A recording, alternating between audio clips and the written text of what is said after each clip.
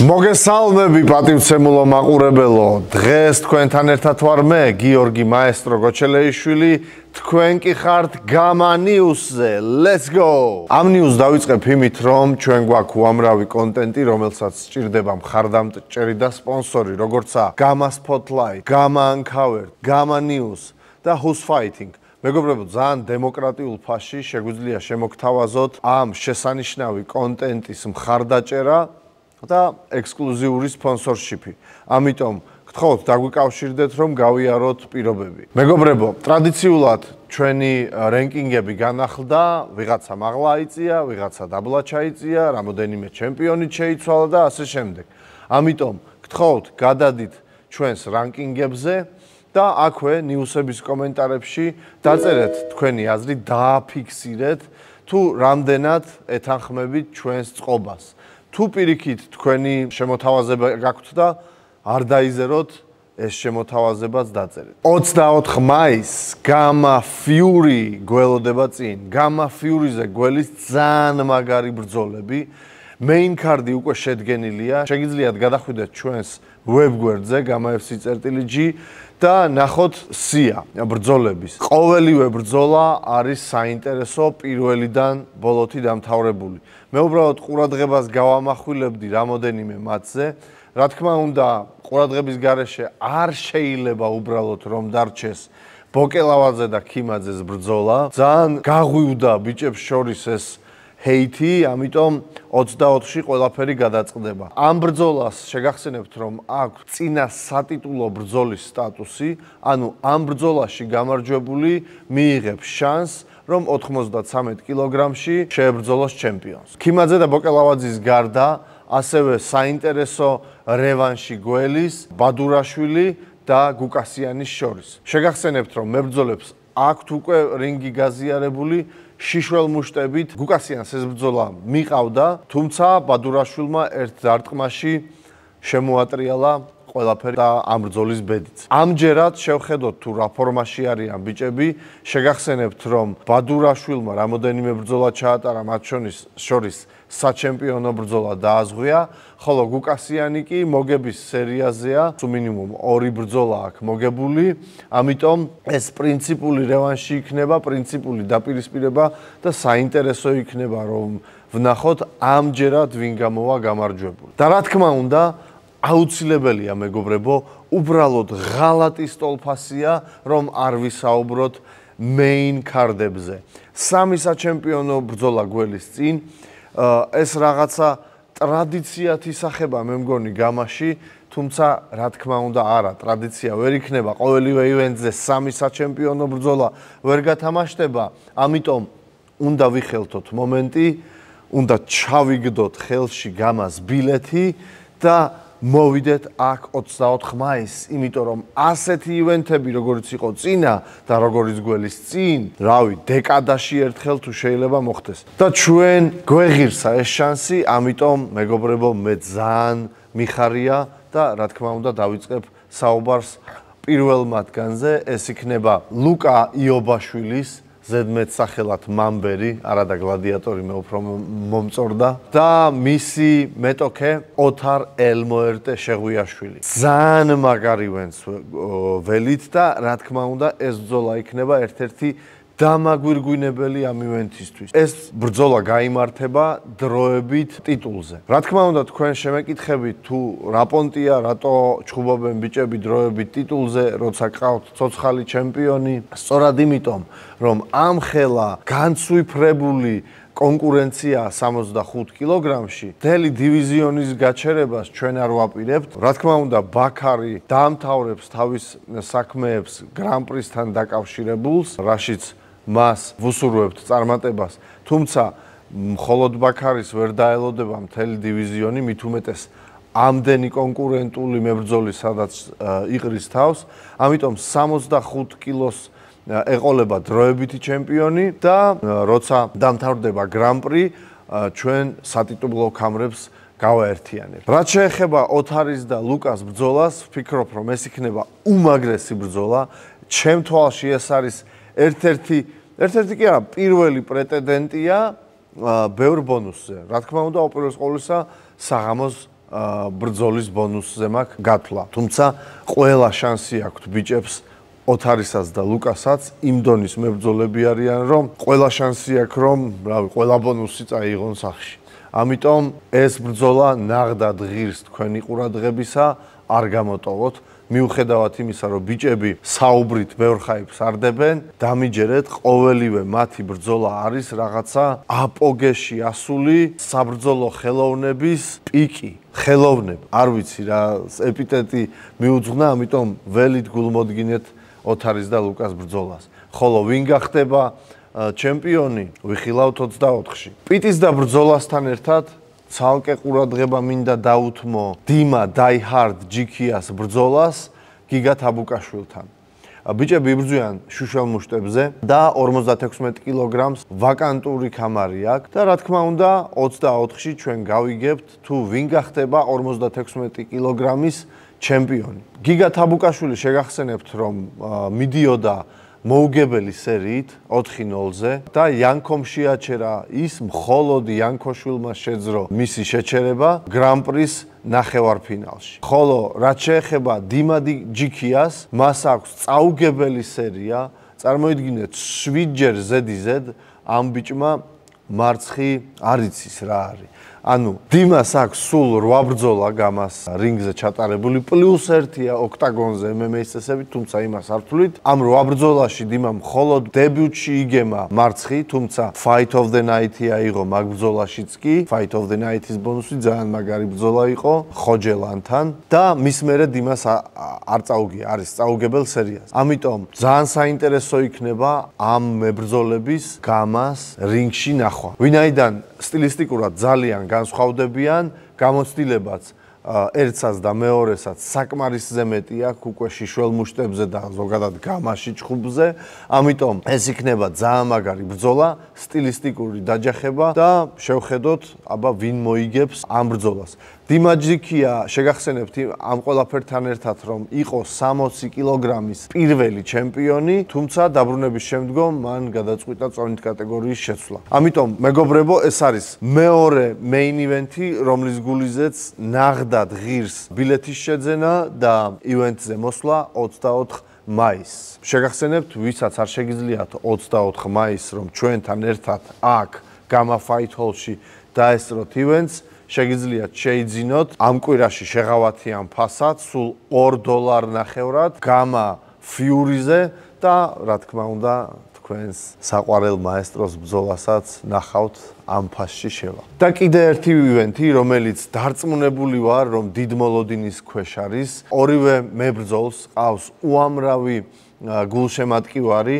ორივე არის გამას ვეტერანი, უდაოდ შეიძლება ამის თქმა და რა თქმა უნდა მე სწორად ამ ბრძოლას გულისხმობ ლუკა პიტბულ კახიშვილი ზომბი კოტეჭ კადუას წინააღმდეგ. მეგობრებო, რა თქმა უნდა ბევრს გიჩნდებათ კითხვა თუ რატომ მიიღო ეგრევე ორგანიზაციამ ასეთი გადაწყვეტილება რომ ლუკა კახიშვილი ასეთი დიდი პაუზის შემდგომ და წაგებების შემდგომ მიიღოს საჩემპიონო შანსი. ჩვენ ასეთ ლოგიკით ვжелობთ. უპირველეს ყოვლისა, მინდა იმის თქმა, რომ კი არიან ბიჭები, რომლებიც რეიტინგით უფრო ახლოს არიან საჩემპიონო ბრძოლასთან.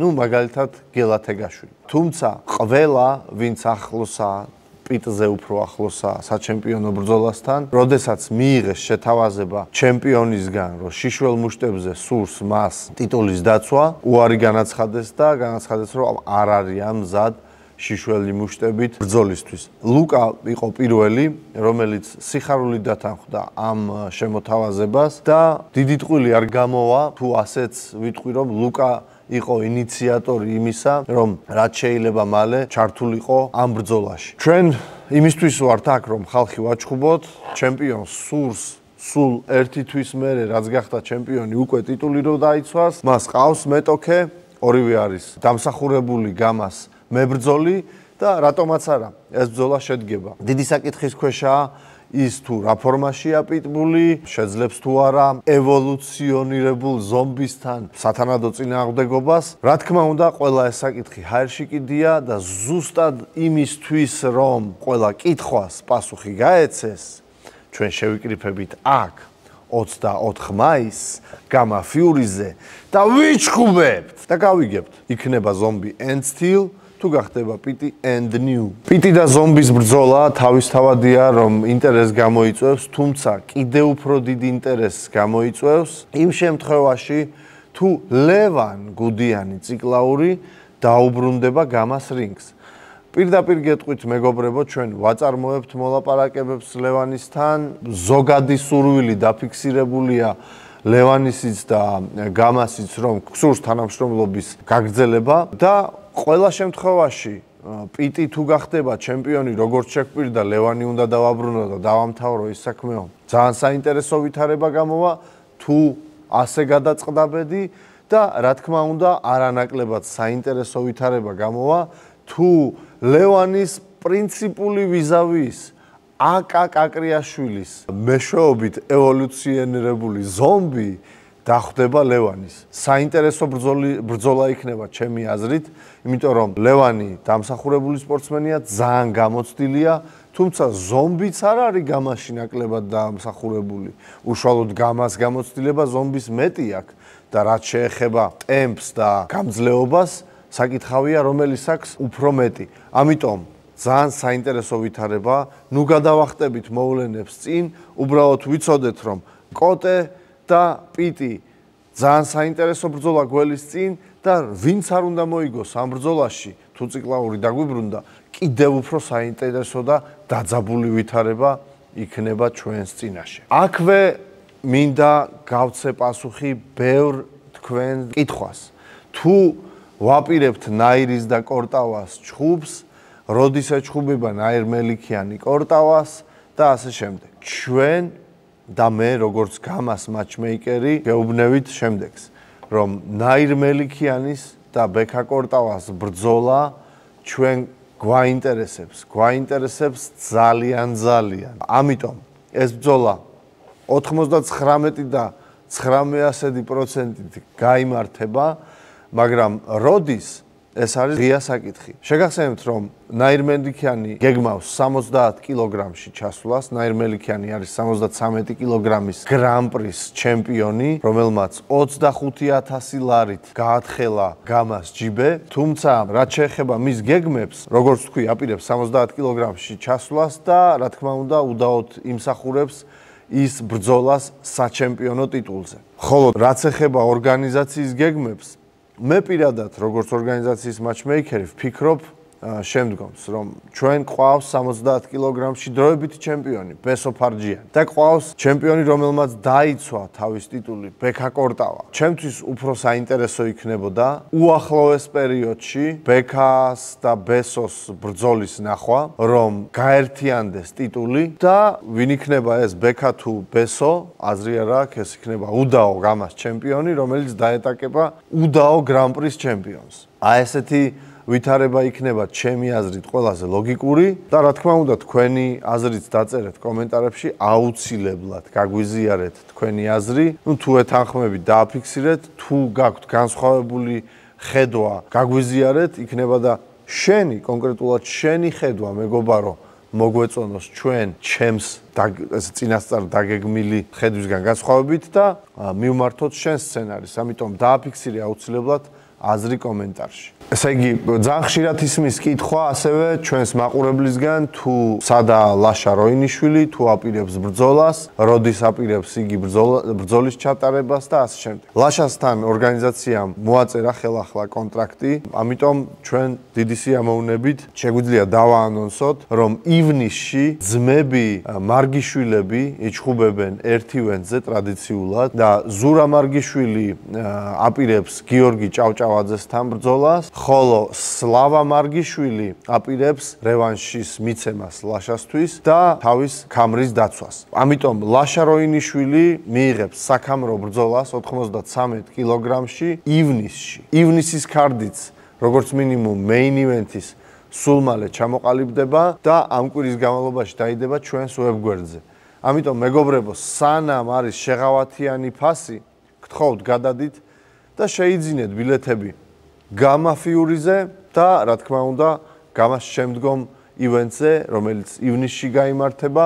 შეგიძლიათ ძალიან შეღავათიან ფასად შეიძინოთ ბილეთები არჩეულ ადგილზე. როგორც ხედავთ, დარბაზი კიდევ უფრო გავადიდეთ, ადგილები დავამატეთ. სქემის მეშვეობით შეგიძლიათ ადგილი დაბრუნოთ, სად გსურთ ივენთით დატკბობა. მეგობრებო, რაც შეეხება გრან-პრის, ჩვენ 62 კილოგრამი და 500 გრამში გველის გრან-პრის ფინალი კიდევ, მარტო 73 კილოგრამის ფინალით ნუ დატკბებით, 62 ნახევარშიც ძალიან პრინციპული და დაძაბული ბრძოლა გველის წინ.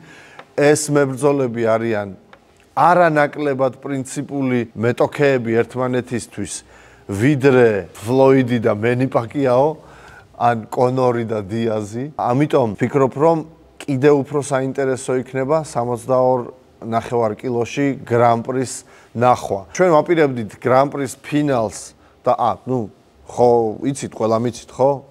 ტყვია გაუმტარი, სადისტის წინააღმდეგ არის ესეთი დაძაბული ორთაბრძოლა. სადისტს ერთი წაგება აქვს სულ, ისიც ტყვია გაუმტარისგან, სულ ერთი ნიჩია აქვს, ისიც ტყვია გაუმტართან და ახლა ვნახავთ შეძლებს თუ არა სადისტი ასეთ პრინციპულ ვიზავისთან გამარჯვების მოპოვებას, თუ ლევანი აღმოჩნდება ბაქარისთვის გამაში კრიპტონიტი. ამ ივენტზე გვინდოდა ჩვენ გრან-პრის ფინალის ჩატარება, თუმცა როგორც მოგეხსენებათ, ბაქარიმ ბოლო ორი ბრძოლა ერთ ივენტზე ჩაატარა, რის გამოც მან მიიღო ხელების დაჟილობა და ჯერ კიდევ ბოლომდე არ არის აღდგენილი.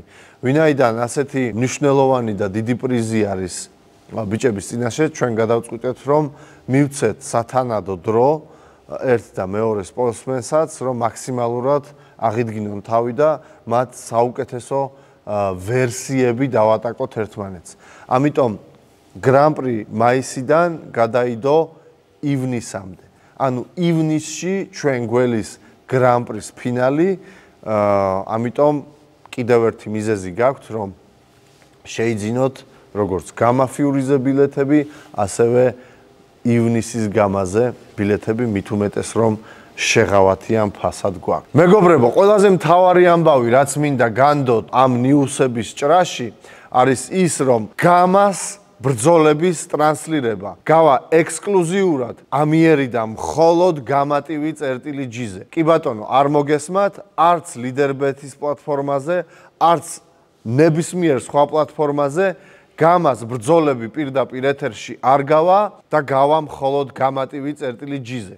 ამიტომ გამოიწერეთ გამატივი წერტილი G. ამ კვირაში შაბათამდე გვაქვს აქცია, გამატივი წერტილი G-ს გამოწერა ღირს სულ $2.50. მერე დაუბრუნდება ჩვეულებრივ ფასს, რომელიც არის $4.99. ამიტომ გამოიწერეთ გამატივი წერტილი G, ამით გაგვაძლიერეთ ჩვენ, გააძლიერეთ ქართული საბრძოლო ორგანიზაცია და დატკბით ჩვენთან ერთად პირდაპირ ეთერში ჩვენი ლაივით.